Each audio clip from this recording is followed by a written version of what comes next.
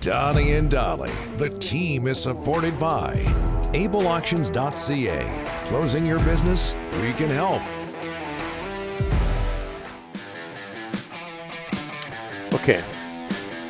Just a reminder that all of our guests today are brought to you by our title sponsor, and that would be, of course, Able Auctions, ableauctions.ca. This, I believe, is from Scott in the Delaney's OK Tire in Langley inbox. We can't criticize Dallas fans. We rioted. Yeah. No, enough said. Good point, Scott. All they're doing is throwing debris on the ice. Yeah. Vancouver managed to burn down a city twice. Jeff Paterson joining us now from Sekeres and Price, the Rink-wide podcast, the hockey news. Jeff, thanks for doing this. How are you, sir? You ever thrown anything on a playing surface at a sporting event? I don't know if I'm guilty of that, Donnie, but look, we're all of the same vintage. Think back to the days at the Coliseum. Remember when you go to the concession stand or the vendor would come around and they would sell like Coca-Cola in a paper cup with the cellophane over top. Saran wrap, yeah. Basically, just like it was a projectile. It was like basically they were asking you to throw that stuff on the ice. And then you said the lucky number program as well. Like, how many times did we go to Canuck games back in the 70s and 80s where like 5-6 times a night the play would have to be stopped and they'd have to bring people out to clean up because things had just been littered. So I think as a society we'd move forward up until last night in Dallas, but that is something I don't miss now when I go to hockey games is people just littering the ice with all sorts of items from the concession stands. Luke Schenn is going to be on our show at 11 o'clock. Jeff, what are your thoughts on the possibility of the Canucks acquiring Luke Schenn for a third time? Johnny, I've been pretty clear through this one that as much as I respect the hell out of Luke Schenn as a person and a player, and everything that you've seen and heard about him is absolutely true. All those players in the locker rooms, they love the guy. The fact that it looked like his NHL career was over and now he's going to be a coveted free agent, like what a redemption story for him. He was playing well for the Canucks. He was playing well for the Leafs in the playoffs. I've said all along, though, I just felt it was time for the Canucks to move on rather than sort of chasing the past again. They haven't been good enough with Luke Schenn in years gone by, and it's probably time to move forward. He's going to be 34 in November, I believe it is. But then I stopped to think, and I was like, what is that right side of the Vancouver Canucks defense? What does it look like? And I think we all agree that Filip Hronek will be the lead dog there. I think Tyler Myers is going to be back just based on the contractual situation and the bonus. And so can they afford Ethan Bear? Do they want Ethan Bear back? And Rick, I know you've been talking about the fact that the two sides have been talking, but they haven't got a deal done yet. And ultimately, where would Luke Schenn slot in? Because I think at this stage of his career, Luke Schenn realizes like he's going to be sought after and he wants to play. So if you bring Ethan Bear back, are you signing Luke Schenn to be depth? Because I just think at this stage of his career, that's not a role that he wants. But we know that Rick Tocchet loved him. We heard Rick Tocchet talk about the need for toughness. Certainly sounds like they're going to move on from Kyle Burroughs.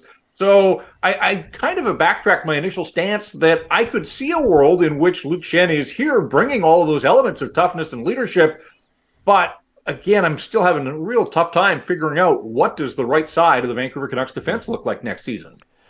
Jeff, first time we're going to talk to you about Vitali Kravtsov bolting to the KHL Russia for a 2-year deal. He's no longer going to be with the Canucks. Your thoughts on him leaving Vancouver? Not surprised. Rick Tocchet probably would have driven him to the airport if Rick had been around here. And I don't think Kravtsov's around here either. But look, he just wasn't a Rick Tocchet guy. He wanted a second lease on life. It didn't work for him with the Rangers. He got the trade he was looking for. He had friends and countrymen here.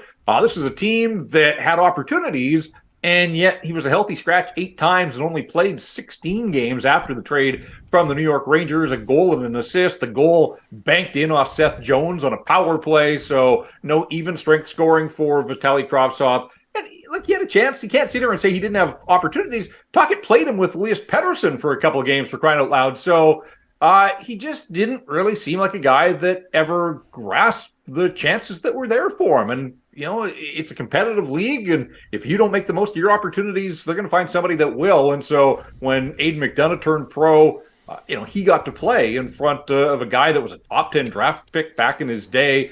And Yeah, I mean, the hunger didn't seem to be there. Certainly not the hunger to play Rick Tocchet style, winning board battles and getting in on the forecheck and being aggressive and all those types of things. So, you know me, and do something, Donnie. I was screaming that repeatedly watching Vitali Kravtsov, because at the end of the day, you can't come away from the rink thinking like, oh, remember that one rush in the second period where it looked promising and then nothing happened? Like, this team's got to get better. You can't have guys that are, you're thinking back to one play in the middle of the hockey game that kind of stuck with you, but ultimately didn't amount to much. And that kind of summed up the 16 games that we saw from Vitali Kravtsov. So I'm not going to write him off. He's 23. But I think it would be pretty low odds to think that there will be another NHL act for him in the years ahead.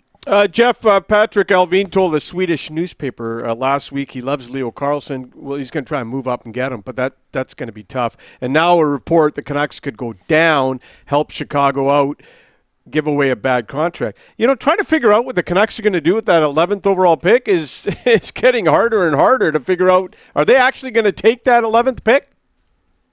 Well, I want to see the magic act that would allow Patrick Alvin to move up to number 3. Impossible.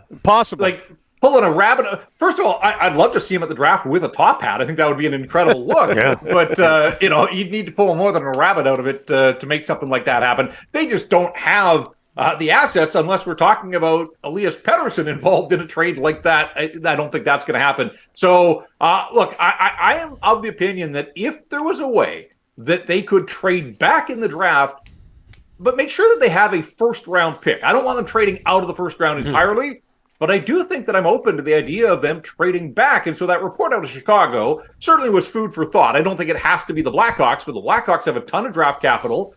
The Blackhawks, I think, are going to be motivated. If they're going to get Connor Bedard, if they could get the 11th overall pick as well, you know, that would speed the rebuild in a hurry. So if the Canucks were to move back in the draft and either, you know, use that as an opportunity to get off one of these bad contracts or to pick up more draft capital that you could then use as a sweetener, you know, I think these are the types of things that Canuck fans have to be prepared for. Like, this team needs to get cap compliant. You can't just wave a magic wand at your salary cap and make it happen. And so whether it is, and we've gone through all the possibilities, whether it's a buyout, whether it's a sweetener, whether it's retaining salary, you know, all those paths are going to lead to pain to some degree.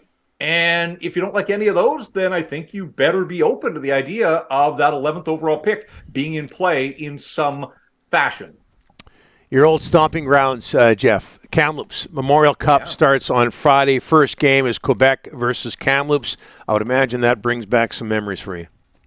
Very self-servingly, Donnie, Radio NL played the 1995 Memorial Cup final. In fact, they played their day of programming on the holiday Monday was all 3 of the Memorial Cup finals back to back from 92, 94. Nice. And I was fortunate enough, and it's crazy to think back then, I'm 25. What were they thinking, giving this young kid an opportunity to be the play-by-play voice of the Kamloops Blazers? But they did. It was one of the biggest breaks I ever got professionally. And I'll admit I was a little reluctant. I knew that Radio NL was replaying the broadcast, and I clicked on it on my computer here and wasn't quite sure what I was going to hear, but I was bracing for the worst. It actually sounded all right. That was my first year in the Western Hockey League, and all things considered, I thought it sounded okay. But talk about memories flooding back. Yeah. That team was so incredible. 10 players touched NHL ice from that Kamloops Blazers roster. Everybody knows Darcy Tucker and Jerome McGinley and Shane Doan, but you know the list went a lot deeper than that. Lukowicz, Strudwick, Tyson Nash, Ryan Huska, who's now an assistant coach in Calgary. Jason Holland had a cup of coffee with Los Angeles Kings. Like, it was so stacked.